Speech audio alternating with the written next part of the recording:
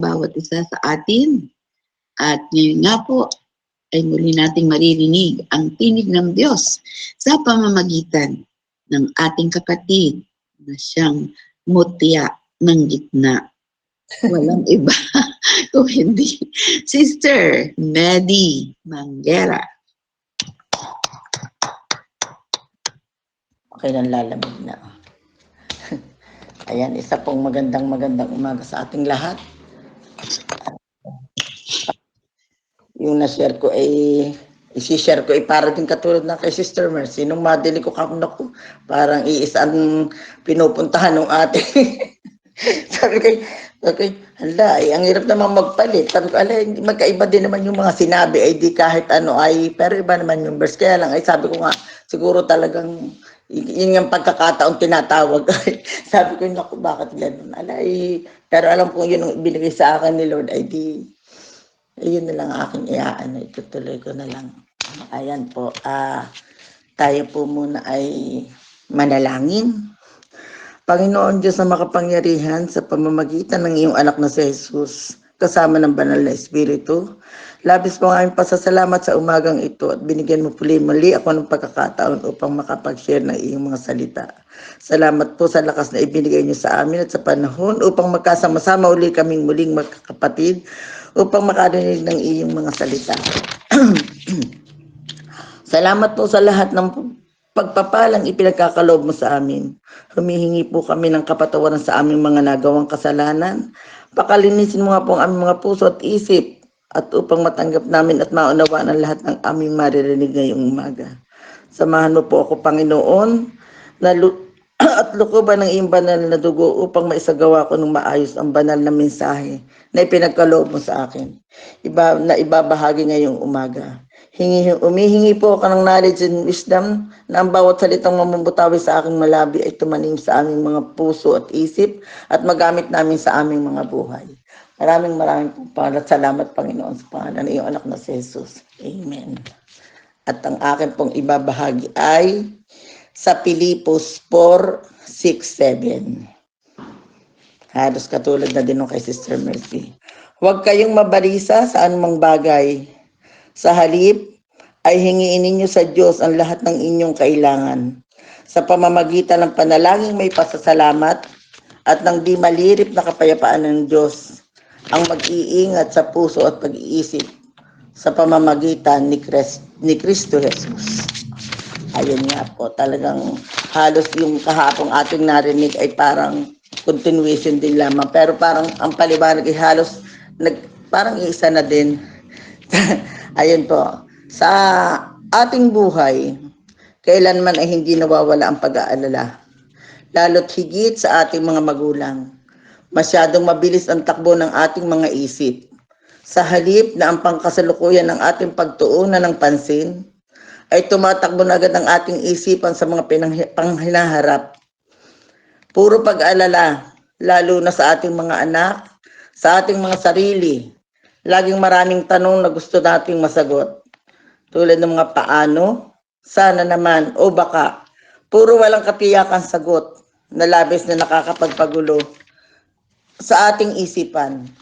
Subalit kung ang Panginoon ay kasama natin sa ating buhay, ang lahat ng ito'y ating malalampasan. Walang kaputol. Pagkabalisa, takot, pag-alala, na halos pare-pareho ang kahulugan. Ito ang mga pangyayari sa ating buhay na labis nating kinatatakutan. Napakabilis ng takbo ng ating mga isip, hindi pa man nangyayari, pinangungunahan na natin. Kaya hindi tayo nagkakaroon ng kapayapaan. Sa halip na positive ang ating mga iniisip, puro negative. Tulad halimbawa unang-una ng pera, trabaho, kalusugan, relasyon sa pamilya at sa kapwa at higit sa kinabukasan ng ating pamilya. Subalit kung matibay ang ating pananalig sa ating Panginoon, makakayanan natin ang lahat. Sa pamamagitan ng panalangin taimtim, tayong manalangin. Buksan natin ang ating mga puso sa Panginoon. Humiling tayo ng ayon lamang sa ating kailangan ng may pasasalamat. Maging tapat tayo. Lagi nating pasalamatan ano man ang ipinagkaloob niya sa atin. Lagi nating isipin na mahal tayo ng ating Panginoon. Lahat ng ating worries ay ibigay na lamang natin kay Lord. At ang ating paniwalaan ng lahat ng kanyang pangako na hindi niya tayo pababayaan at iiwan. Tulad nga po, yung marami nga po talaga tayong kanatatakutan, talad nga yung sa pera. Kasi minsan nga po, iniisip natin na tulad ng iba, wala naman tayong mga trabaho. Siyempre, talagang pera kailangan natin sa ating buhay. Kung iisipin po tulad yung sa amin, yung aking anak, mag-isa lang siyang kumakayod. Dalawa yung nag-aaral.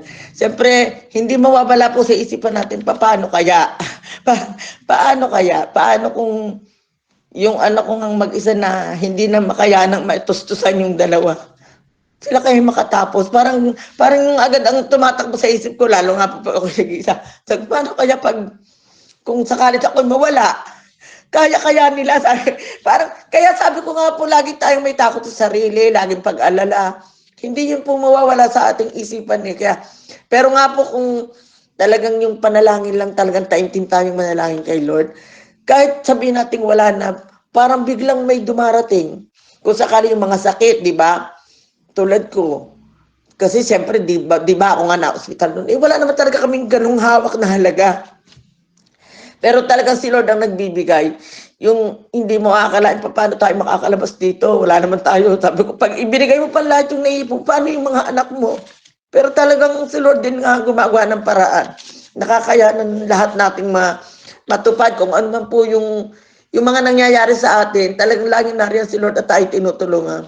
Kaya sabi ko, yung lahat ng pagkabalisa natin, yung pag-aalala, dapat talaga yun wag na nating, lagi nating, parang wag na nating pansinin.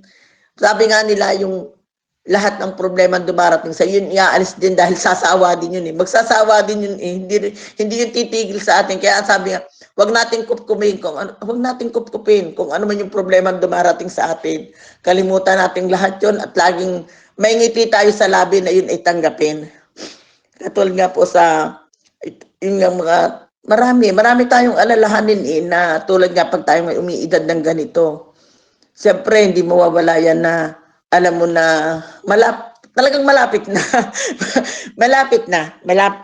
Kung sa ano kaya sabi ko dapat iukol na lang natin sa ating Panginoon. Yung mga nalalabi pa nating buhay, yung sa paglilingkod na lang sa Kanya kasi parang kung dumating yung alam natin na tayo nakapaglingkod sa Kanya ng tapat, kaya na nating tanggapin kung ano man mangyayari sa buhay na alam natin na siya ang nagbigay noon. Kaya kahit nga po yung ako pag nag-iisa, siyempre hindi mawawala din nga yung mga pag-iisip. Pagka yung, paano kaya sabi ko, paano nga kaya? Paano yung kung dumating ang panahon? Pero talaga namang lahat tayo ay kukunin ni Lord. Ayun nga po, kaya lang sabi ko nga, yung sa mga anak ko, pag naman ako nagsasabi nga doon sa dalo, sabi ko, kayo na kasi may edad na kayo, ako may matanda na. Alam ko hindi na ako masyadong magtatagal. Nagagalit. Huwag nga ninyo mama sabihin. Kasi parang binibiling ko sa kanila yung, ganito gagawin nyo ha. Yung wala naman kayo, basta't kayo magtapos. Nagagalit sila. Parang hindi nila tanggapin. Sabi ko, talagang ganun ng buhay kasi lahat ng tao, kinuha ni Lord. Kasi yung buhay natin, pairam lang ni Lord. Hindi pwede nga, lalo naman ako, ang hirap ng pagka yung ako'y matanda na, lalo hindi ko na kaya, paano kayo nag-aaral? Di ako mag-isa din lang. Ngayon nga ako, lagi rin ako mag-isa kasi kayo lagi wala. Kung ako naman yung hindi na makabangon, paano kung maghapon ako mag-isa? Sabi ko, parang hindi rin katanggap-tanggap na gano'n na. Sabi ko nga sa kanila, maging handa kayo. Kaya sabi ko sa kanila, maging handa kayo, tanggapin din niyo si Lord para dumating ang araw, kaya niyong tanggapin. Yung maluwag na tatanggapin na hindi yung makakapasirapan sa kanila na siyempre alam po natin na minsan mahihina ang kanilang loob nga kasi nga sabi nga nila siguro nga daw kasi laki sa lola parang hindi masyado silang matatataging buhay, parang laging nakaasa, parang ganun. Sabi ko hindi na malalaki na kayo, may isip na kayo, dapat matuto na kayong tumindig sa inyong sariling mga paa. Hindi ko naman kayo hanggang nandito ako at kaya ko pa, nandito ako pero dapat marunong din kayo, marunong kayo sa buhay, alam ninyo kung ano ang tama.